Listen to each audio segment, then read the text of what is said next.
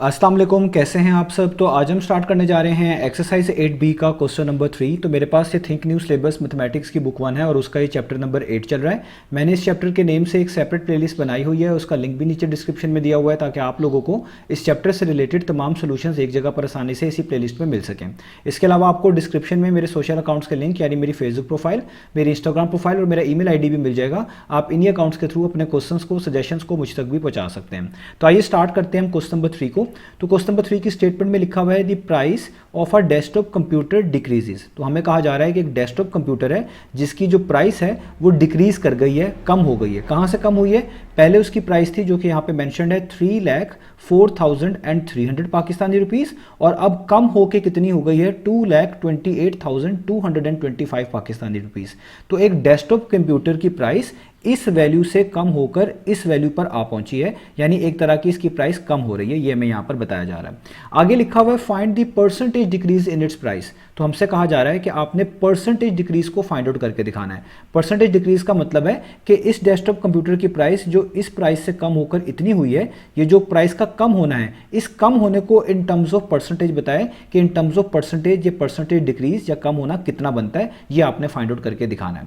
तो अब हमें इसके लिए परसेंटेज डिक्रीज का फॉर्मूला आना चाहिए। अगर हम उस फॉर्मूले को समझ लेंगे तो हमारे लिए परसेंटेज डिक्रीज निकालना किसी भी केस में, किसी भी सिनेरियो में बहुत आसान हो जाएगा। तो मैं यहां पर पहले उस फॉर्मूले को लिख देता हूं, फिर हम इसको आसानी से सॉल्व कर पाएंगे। तो परसेंटेज डिक्रीज का हमारे पास फॉर्मूला होता है, परसेंटेज डिक्रीज इक्वल होता है हमारे पास, सबसे पहले हम लिखते हैं ओरिजिनल वैल्यू। ओरिजिनल वैल्यू क्या होती है? एक तरह की जहां से चीज़ें आप कह लें स्टार्ट हुई, जहां से चेंज आना स्टार्ट हुआ, या आप कह लें जहां से चीज़ों की वैल्यू कम होना शुरू हुई। इस ओरिजिनल वैल्यू में से हमेशा आप माइनस किया करेंगे न्यू वैल्यू, यानी एक फाइनल, एक आपके पास होती है ओरिजिनल वैल्यू जहां से चेंज आना शुरू हुआ, जहां से प्राइस कम होना शुरू हुई, और एक वो न्यू वैल्यू होती है जो अब हो चुकी है, यानी प्राइस कम होकर जो प्राइस बन चुकी है उसी को हम एक तरह का न्यू वैल्यू कह रहे होते हैं। तो आप कह लें original value minus new value, और इस सारी चीज़ को, इस चेंज को, इसको हम चेंज भी बोलते हैं, डिफरेंस भी बोलते हैं। याद रखिएगा परसेंटेज डिक्रीज के फॉर्मूले को डिफरेंट तरीके से भी एक्सप्रेस किया जाता है। सबके सब ठीक ही होते हैं, लेकिन कभी कभार वर्डिंग का थोड़ा बहुत फर्क हो रहा होता है, लेकिन चीज़ें एक ही जैसी होती हैं। तो आपने हमेशा जो यहाँ पर नीचे वैल्यू लिखनी होती है डिनोमिनेटर में, वो ओरिजिनल ही लिखनी होती है। तो यहाँ पर आप लिखेंगे ओरिजिनल वैल्यू, ठीक है। और इस सारी फ्रैक्शन को, ये एक तरह की फ्रैक्शन बनेगी, हमेशा आपने मल्टीप्लाई कर देना होता है 100% के साथ, 100%। ये आपने फॉर्मूला याद रखना है। अब यहां पर इस फॉर्मूले में बस ओरिजिनल वैल्यू किसको बोलना है, न्यू वैल्यू किसको बोलना है, इसी चीज़ को आपने पता लगाना होता है। अगर आप ये सही से पता लगा लेंगे कि ओरिजिनल वैल्यू क्या है, न्यू वैल्यू क्या है, तभी आप इस फॉर्मूले को यूज़ कर पाएंगे। अदरवाइज आपका यही फॉर्मूला परसेंटेज इंक्रीज के साथ मैच कर जाएगा और उसमें कन्फ्यूजन हो जाएगी। तो इसलिए आपने देखना है कि ऐसे सिनेरियो में जब आप परसेंटेज डिक्रीज निकाल रहे हैं, ओरिजिनल वैल्यू किसको कहना है, न्यू वैल्यू किसको कहना है, तो तभी आपके लिए चीज़ें आसान होंगी। तो मैंने आपको पहचान बता दी है, ओरिजिनल वैल्यू उस प्राइस को बोलेंगे, उस वैल्यू को बोलेंगे जहां से बेसिकली चेंज आना शुरू हुआ, या यूं कह लें जिस प्राइस से आपके पास फर्दर प्राइस कम होना शुरू हुई। तो डेस्कटॉप कंप्यूटर की पहले प्राइस थी कितनी? तो वो थी 3,04,300 पाकिस्तानी रुपीस। तो ये आपके पास ओरिजिनल वैल्यू थी। यहां से चीज़ें कम होना शुरू हुई, यहां से प्राइस कम होना शुरू हुई, तो आपने ओरिजिनल वैल्यू की जगह पे लिखना है यही वैल्यू को, जो क्या है 3,04,300 पाकिस्तानी रुपीस। इसमें से माइनस कर देना न्यू वैल्यू को। न्यू वैल्यू का मतलब होता है वो वैल्यू जो चेंज होने के बाद आपको मिल रही है, यानी पहले डेस्कटॉप कंप्यूटर की प्राइस इतनी थी, लेकिन कम होने के बाद, डिक्रीज के केस में हम कहेंगे कम होने के बाद, तो कम होने के बाद ये प्राइस बन गई है 2,28,225 पाकिस्तानी रुपीस। तो इसी को आप न्यू वैल्यू बोलेंगे। तो ये आपकी होगी 2,28,225 पाकिस्तानी रुपीस।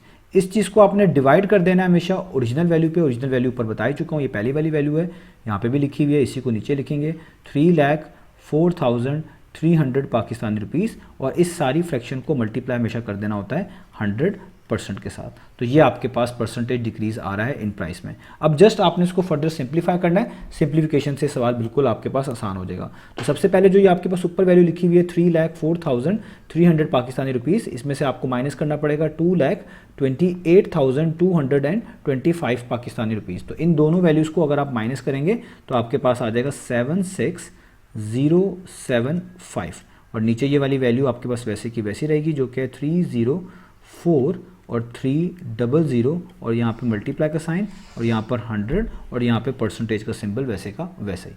अब आप देखें इन जीरोस को आप इन जीरो से कट कर दें तो यहाँ पे सिर्फ 1 बच जाएगा।